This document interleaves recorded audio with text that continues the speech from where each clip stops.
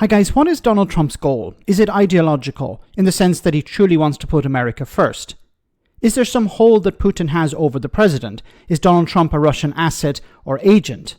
Or is it more simple? Does the president see all of this as a business opportunity, a chance to make some serious cash for himself and his donors and friends? I lean more to the third option than any other, and I'm not alone. Here Kyle Kulinski, an American YouTuber and podcaster, shares my belief. He had on his show a Canadian writer where they discussed what Donald Trump's goal is. I'll leave a link to the full interview in the description of this video, but have a listen to this part where they discuss Donald Trump's motivation. So here are my thoughts on it, and I'm curious what you make of it. I can see three potential reasons why Trump would do this. The first one is, and this is probably the kindest reading to him, that it's truly and sincerely ideological. He's repeatedly said, like, you know, the 1890s were the best time, and we had tremendously high tariffs, and everything was great. He said that a lot. So it could be that. And in that same bucket, I would also put stupidity and incompetence, because if he's truly ideologically married to this, it's really, really dumb. So that's one option. That's like the kindest one. Then you have the harshest one, which, you know, the liberals would go wild with, which is the idea of he's a foreign asset and he's trying to tank the United States of America. And if you're trying to do that, you would do this. Right. And then there's the one that I sort of I lean towards this one, and I'm curious your thoughts. And Crystal did a TikTok on this the other day, and I listened to it, and I was like, damn, that's actually a really convincing case. But there's an argument for doing this for personal profit. So, you know, he knows, hey, when I announce these tariffs, the markets are going to tank. Him and all of his donors and robber baron buddies can short the market and make a tremendous amount of money. I mean, they can make billions of dollars in a really short time frame. That's one reason. And then that also goes hand in hand with, if he truly crashes the economy, you can let the robber barons swoop in and buy everything up on the cheap.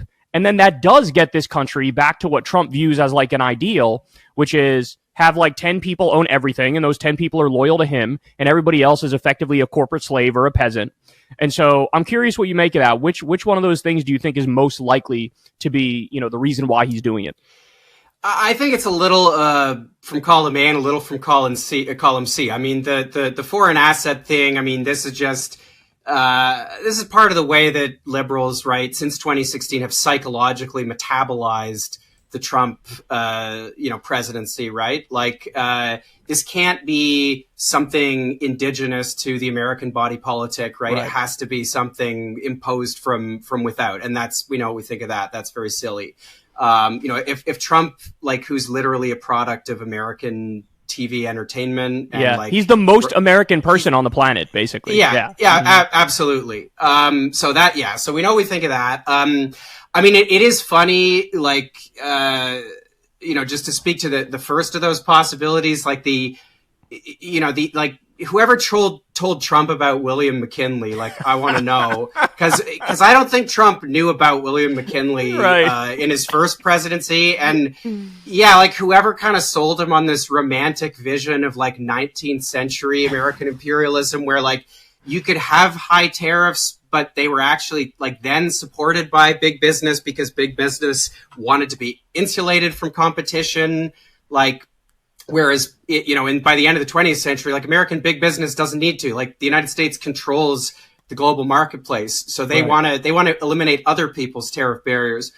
But I mean, I'm really intrigued by Crystal's thesis about what's going on here, and I mean that is certainly that certainly syncs up with what's going on with Doge, right? Right. Where this is just kind of a with that, I mean, it's literally just the plutocrats looting the federal government. So this is what it's all about. It's about the richest people in society being given the levers of power where they can fill their pockets. And I've been saying this for some time. Donald Trump, look, I'm not saying it's completely off the table that he's a Russian asset. I'm not saying that it's completely off the table that it's ideological, but it's more about money. If you look at what he's doing, not so much on the international stage, but on the national stage. What is he doing within the United States?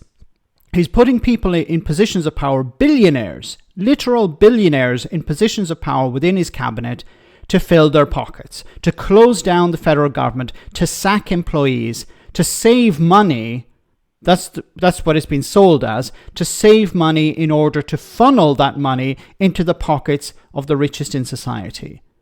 To sell off the government, to sell off the state in order so that it can be bought up by these billionaires. And of course, crashing the economy. Because if Donald Trump truly cared about putting America first, he'd be injecting money into people's pockets.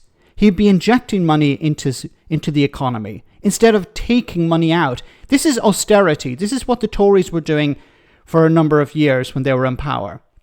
Cutting public services and relying more on the private sector. So who benefited from that?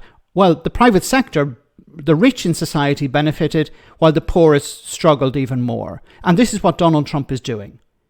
His administration is about cutting public services. They're talking about cutting $800 billion to Medicaid, which is providing medical and food support for the poorest in society, disabled people, pensioners, single mothers.